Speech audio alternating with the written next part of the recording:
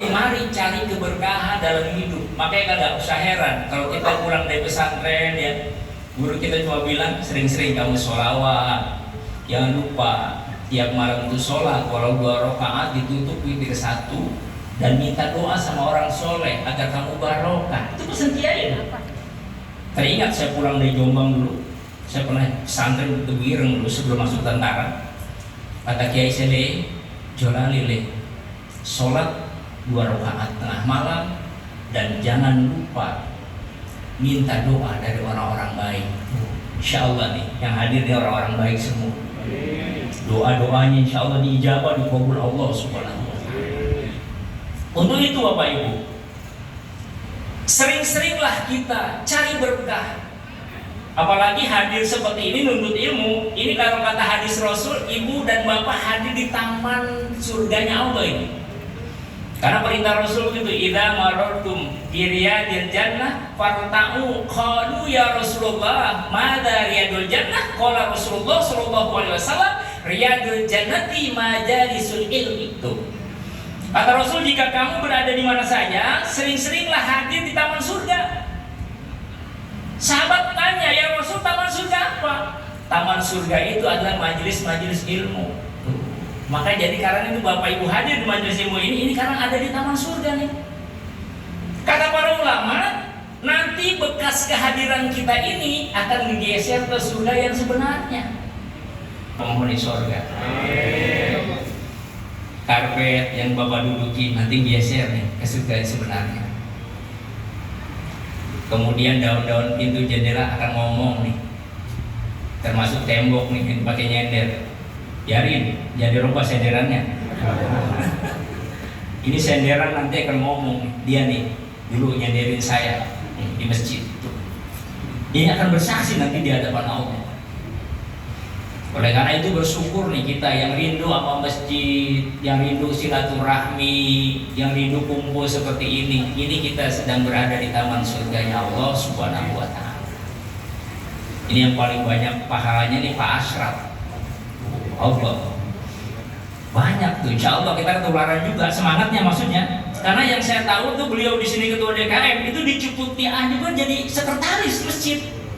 Nggak tahu di mana lagi jadi pengurus lagi di masjid mana lagi itu, coba tiru tuh kayak gitu, masya Allah, ikut menkhidmatkan dirinya untuk kepentingan rumahnya Allah. Makanya kita ramaikan nih masjid yang ada di DPD ini.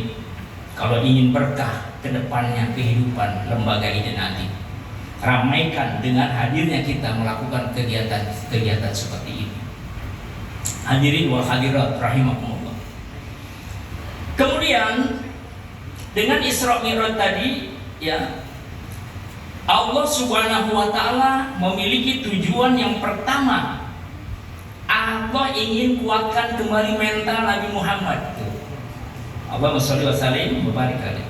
Karena Rasulullah itu mentalnya down sebelum terjadi Isra Mi'raj. Makanya bulan Rajab disebut Amul Huzn, tahun duka cita. Rasulullah Shallallahu Alaihi Wasallam ketika itu ditopang oleh seorang istri yang sangat beliau cintai, yang sangat menyokong dakwah beliau, bernama Khadijah al-Kubra binti Khuwailid. Khadijah berkata, wahai Rasulullah, andaikan perjuangan dakwah engkau belum selesai, harta benda sudah habis, aku rela kuburanku digali lalu tulang belulangku dijadikan jembatan untuk melanjutkan dakwah engkau. Subhanallah. Ini istri solehah. Termasuk yang hadir di sini nih. Mudah-mudahan termasuk istri-istri yang solehah, yang menyokong tugas suami, yang memberikan dukungan kepada suami. Tiba-tiba istri yang menyokong itu meninggal dunia. Rasulullah down jiwanya. Kemudian Rasulullah dipelihara oleh paman tercinta, Abdul Muthalib. Kemudian ternyata Abdul Muthalib pun meninggal dunia. Semuanya Rasulullah memutuskan untuk hijrah ke kota Taif. Taif itu kurang lebih 1,5 jam kalau dari Mekah, jalannya berkelok seperti kita ke Bandung. Kata Rasul, wahai sahabatku, mari kita dakwah lanjutkan ke kota Thaif, karena di Thaif masih ada dua kepala suku yang masih saudara abah saya Abdullah. Baik ya Rasul, kita berangkat ke sana. Berangkatlah ke sana ke Thaif. Ternyata apa? Di Thaif bukan disambut Rasulullah, malah Rasulullah dicaci maki, dilempari batu, kotoran unta, sampai pendamping beliau Zaid bin Harith sampai bermulan darah. Tambah jiwa Rasulullah drop. Beralihlah beliau ke satu tempat di bawah pohon kurma berkholawat. Allah Subhanahu wa Ta'ala tidak tinggal diam kekasihnya disakiti. Allah tidak membiarkan orang-orang yang beliau cintai diperlakukan yang demikian oleh kaum kafir Quraisy. Akhirnya Allah hibur Rasulullah, bangkitkan mentalnya.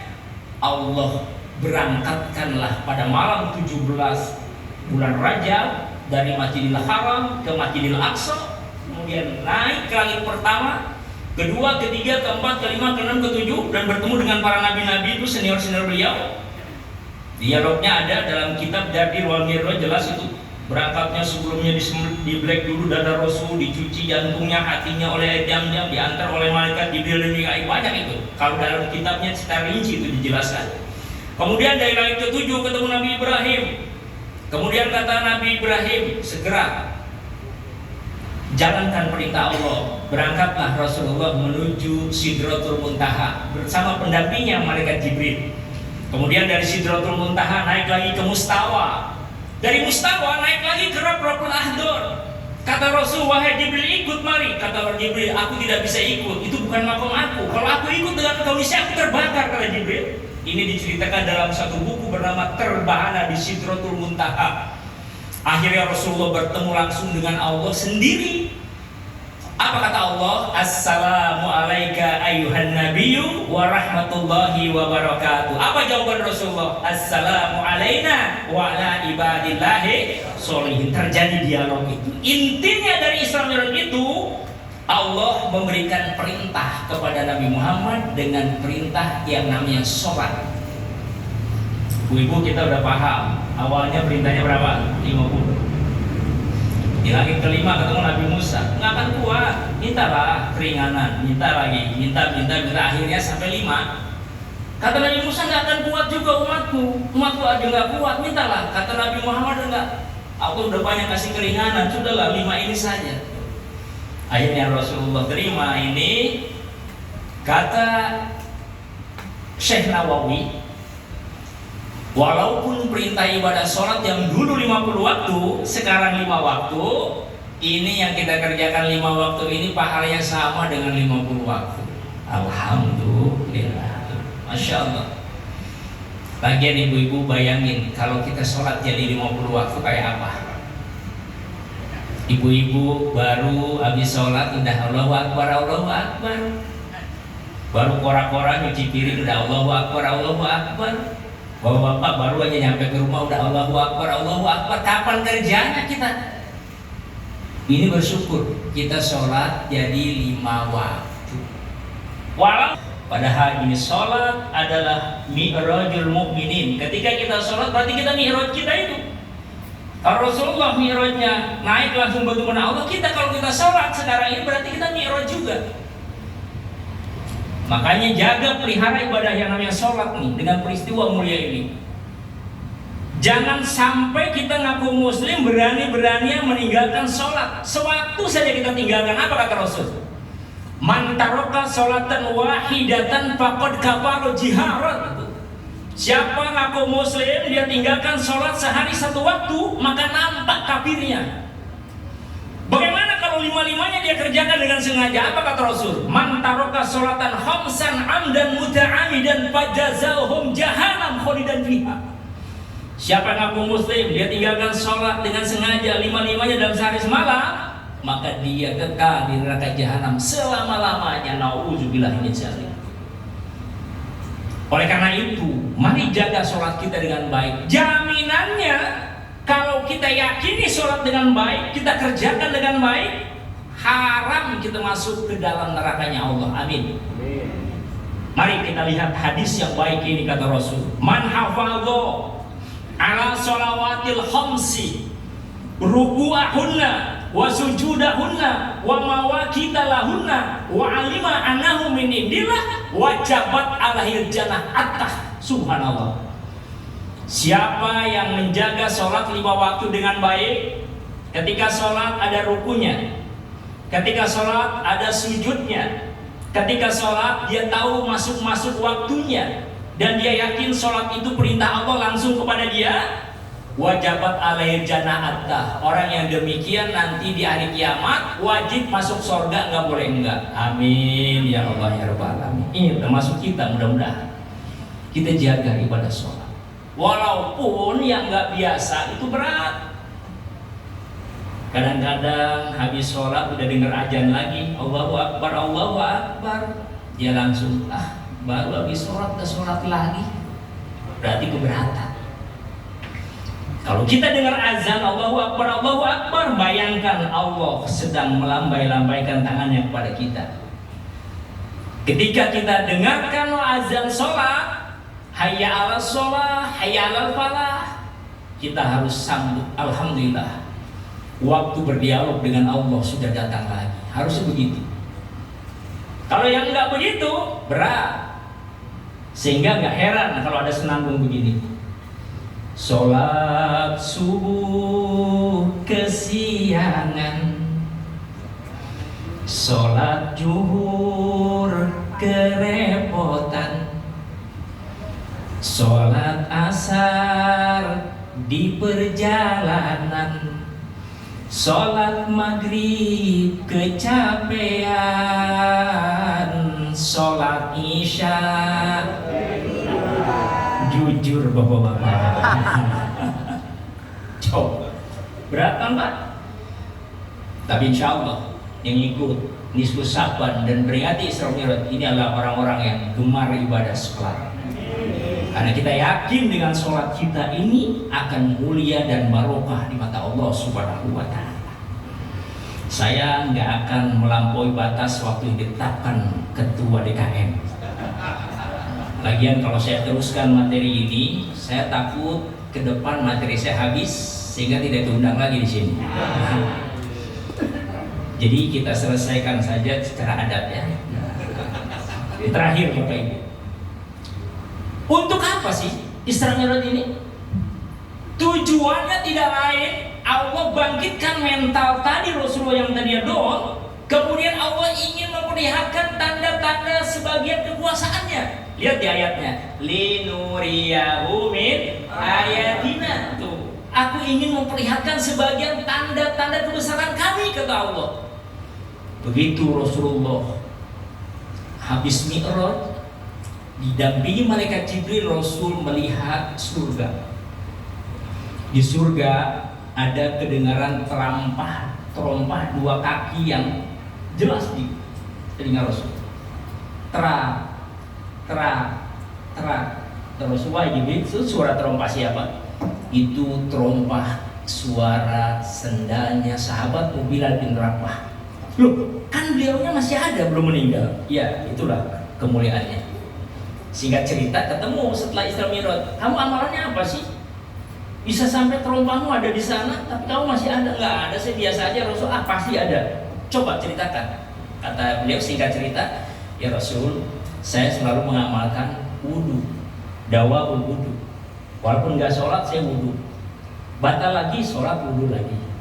Itulah. Ini amalan mulia dari Bilal bin Rabah.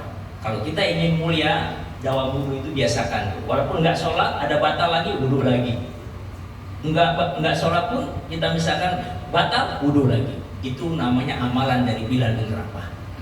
Singkat cerita, Rasul diperlihatkan neraka. Walaupun banyak yang diperlihatkan lain. Di antaranya apa? Rasul melihat satu sungai di mana ada orang yang berenang di sungai itu, airnya itu darah dan nanah. Udah begitu di pinggir kolam itu ada seseorang yang megang tongkat. Begitu orang itu sampai di tepi, diusir lagi. Rasul sampai terkaget-kaget. Wahai Jibril, gerangan apa itu?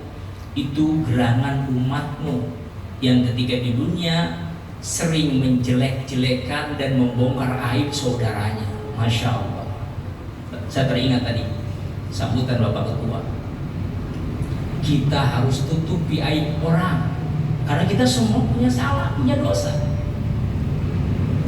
Kalau kita nutupi kesalahan orang, apa kata hadis? Man satara musliman satarallahu yaumal qiyamah. Siapa yang ketika di dunia sering nutupi aib orang, maka di hari kiamat dia akan ditutupi aibnya oleh Allah. Amin ya Allah ya rabbal alamin. Jangan kita bongkar. Sekarang kan kadang-kadang bukanlah mulutmu harimau, jarimu harimau sekarang. Kata Pak Ketua tadi, gampang aja kita jelek-jelekan, kita ujar kebencian dan sebagainya. Makanya dengan peristiwa kita takuti itu. Jaga. Fakir qabla an ta'zima, kata Mahfudul Arabi. Pikirkan sebelum bertindak. Kira-kira kalau saya ngetik ini nih, bagaimana perasaan orang? Kira-kira bagaimana dampaknya itu? Inilah hikmah dari Isra Mi'raj. Kita jaga pribadi kita dari hal-hal yang merusak dan mencelakakan diri kita. Apa yang harus kita kejar? Innallah, sungguhnya Allah itu Sami'un Basir. Allah itu maha melihat, maha meneliti, maha mengawasi apa yang kita kerjakan, termasuk hadirat kita malam ini. Allah menyaksikan kita, insya Allah di sini ada ridho Allah Subhanahu Wa Taala. Demikian barangkali yang dapat kami sampaikan. Mohon maaf kalau lebih 5 menit. Mudah-mudahan pertemuan kita ada manfaat dan ada barokahnya dari Allah Subhanahu Wa Taala. Bapak Ketua mohon izin dan juga para hadirin semua. Salam takjim kepada semuanya yang tidak dapat kami sebutkan satu persatu, dan salam kenal. Saya asli Bogor, kemudian saya juga pernah pesantren di Tebu Ireng. Saya kemudian masuk tentara pangkat Letnan 2 dan dinas pernah juga di Riau, dan sekarang alhamdulillah saya menjadi kepala dinas pembinaan mental Angkatan Laut di Cilangkap, Jakarta Timur. Mudah-mudahan silaturahmi kita ini membawa hikmah dan kebaikan. Amin. Paling enak makan sop jamur, dimakannya campur mie. Siapa orang hidupnya pengen panjang umur, sering-seringlah silaturahmi. Buah weni harum memikat, beli sekilo dapat seikat. Ceramah ini memang singkat, semoga membawa manfaat. Amin. Karena diaminkan, saya tambah terakhir satu lagi pantunnya. Ikan nila asik berenang, berenangnya di kolam yang banyak udang. Kalau bapak dan ibu ceramah ini berkenan, ke depan jangan sungkan kalau mau mengundang. Assalamualaikum warahmatullahi wabarakatuh.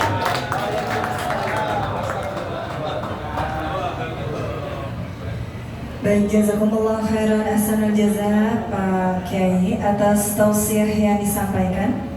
Insya Allah ilmu yang kita peroleh pada malam hari ini mampu menyehatkan jiwa dan menguatkan keimanan kita untuk meraih ridha Allah Subhanahu Wa Taala.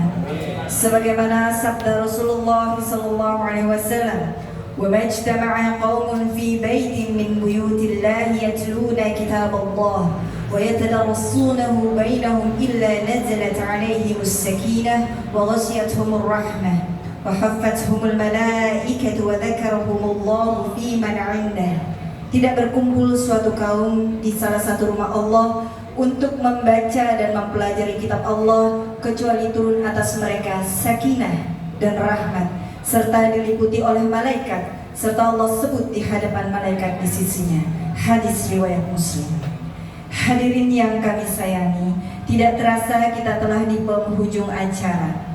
Jazakumullah khairan kami ucapkan atas atensi Bapak dan Ibu sekalian. Kami berharap pelaksanaan Isra Mi'raj ini menjadi sarana bagi kita untuk senantiasa meneladani Rasulullah Sallallahu Alaihi Wasallam sehingga dapat menguatkan keimanan, meningkatkan ketakwaan, dan memperbaharui semangat ibadah kita, terutama memenuhi kewajiban sholat 5 waktu. Selain itu, perkenankan saya Ahyan Septiani mewakili panitia pelaksana untuk menyampaikan permohonan maaf yang sebesar-besarnya apabila selama acara terlaksana terdapat kehilafan ataupun kekurangan. Karena sesungguhnya kesempurnaan hanyalah milik Allah Subhanahu wa Ta'ala. Wallahu muwafiq ila aqwamit thariq. Wassalamualaikum warahmatullahi wabarakatuh.